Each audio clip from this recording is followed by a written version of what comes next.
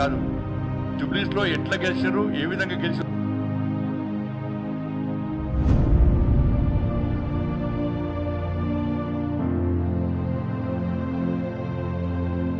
ఇలా మొత్తం కూడా కాంగ్రెస్ పార్టీ వ్యతిరేకత ఉందా లేదా?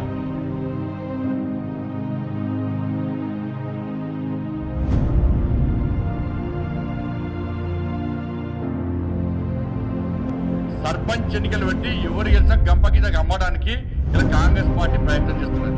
గెలిచినంత మాత్రమే కాదు, జూబ్లీస్ లో ఎట్లా గెలిచారు, ఏ విధంగా గెలిచారు, ఇలా ఓటుకు 7,000 రూపాయలు ఇచ్చి మైనార్టీల ఓట్లు వేయించుకొని గెలిచిన విషయం వాస్తవం. కానీ బయట పరిస్థితి అట్లా లేదు. ఇలా మొత్తం కూడా కాంగ్రెస్ పార్టీ వ్యతిరేకత ఉందా లేదా?